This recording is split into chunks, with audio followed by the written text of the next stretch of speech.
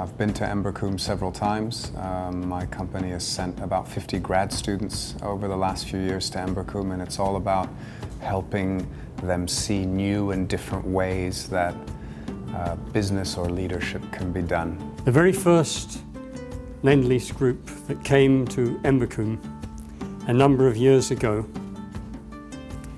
we had them in a big circle. One small giant of a man, young man, stood up. I said, sit down on the stump of wood. Is it okay if I blindfold you? Sure. I blindfolded him, and then I knelt down next to him, and I whispered in his ear, be quiet.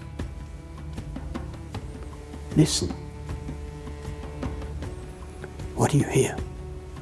And he just got up, snatched off the blindfold, handed it to me, marched back up the hill, walked into centre fire, slammed the door behind him, stood down, said, listen up.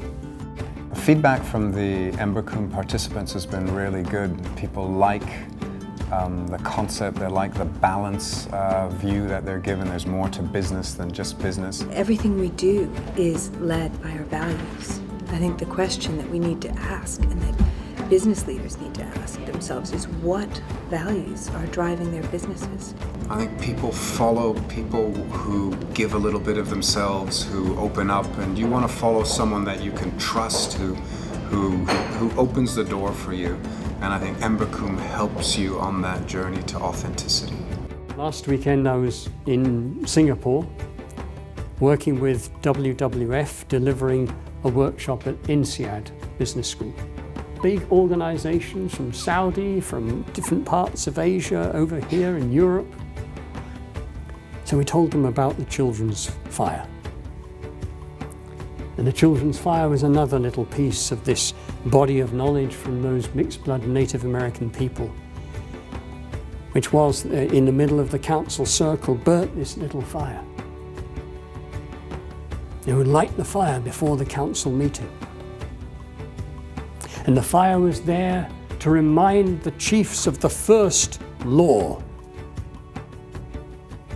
No action, no decision.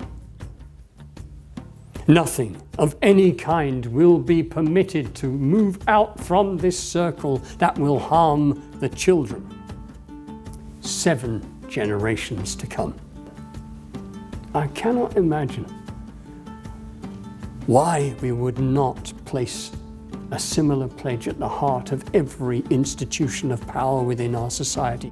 I am convinced that leadership is essentially nothing more or less than a choice. A leader is someone who acts on what they know to be true, takes action on what they know to be true. You know, I think that the most important thing that an individual attending this program will meet is themselves, and the invitation to be proud of themselves as a leader, to feel good about the person that they are, all of them. Sustainability is about purpose and meaning, and it's about what's your role in a world that's really changing. We have leadership development. We have sustainability. In many, many organizations, those two have not come together. I dare you to speak into this circle about what you most deeply and profoundly love. And we had one guy, you know, he spoke up, he just said, all my life, I have steered my career on the basis of what is best for my family. My family I love. It had never occurred to me that I am helping to drive a machine that is eroding the future of those whom I most deeply love. So when you choose to be a leader in the core of your being, which doesn't mean bossing people about, of course, it means that you simply align yourself to the deepest values and things that are important to you and take action. It's a line, really, And we invite people, leaders, to step across that Rubicon.